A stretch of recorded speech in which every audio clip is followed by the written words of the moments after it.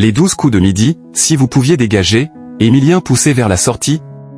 Émilien essaiera de garder son trophée dans les 12 coups de midi ce samedi 7 juin 2025 sur TF1. La veille, le champion est apparu avec une légère fatigue, poussant Jean-Luc Reichmann à lui poser quelques questions sur son état physique.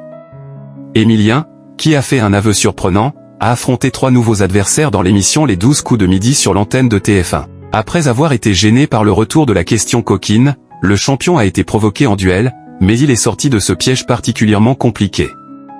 Par ailleurs, Émilien, dont le départ a été demandé, a réussi sa confrontation au coup fatal avec 31 secondes d'avance. Les étoiles se sont alignées avec un coup de maître à 30 000 €, faisant grimper la cagnotte à 2 475 393 €. Il a proposé François Cluzet pour tenter de dévoiler l'étoile mystérieuse, mais sans succès.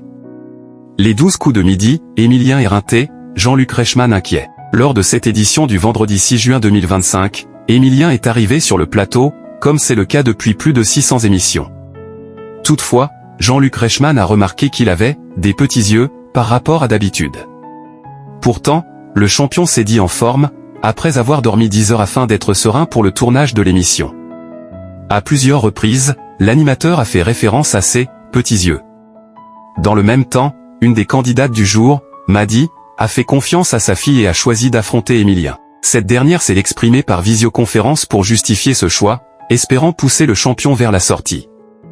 Il ne perdra pas sur 1 minute, mais sur une question avec de la chance, a-t-elle affirmé, tout en avouant qu'elle aimait Émilien. On vous aime, mais si vous pouviez dégager, a ajouté Jean-Luc Reichmann. Les 12 coups de midi infatigables sur TF1. Du côté des audiences, la suite des aventures d'Émilien a réuni 2,63 millions de personnes en moyenne ce vendredi 6 juin 2025 entre 11h50 et 12h45, soit 36,6% de part de marché auprès des 4 ans et plus. Le jeu a fédéré jusqu'à 3,7 millions de Français. Par rapport à la semaine passée, le jeu animé par Jean-Luc Reichmann est en hausse de 2,1 points de part de marché.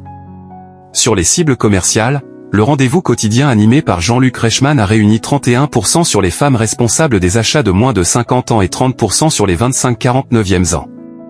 Le jeu est toujours sur les 15-34e ans avec 36% de part de marché.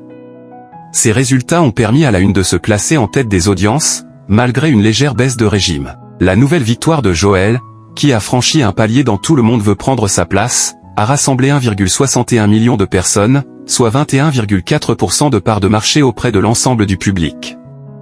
Les 12 coups de midi est à retrouver quotidiennement à 11h50 sur TF1.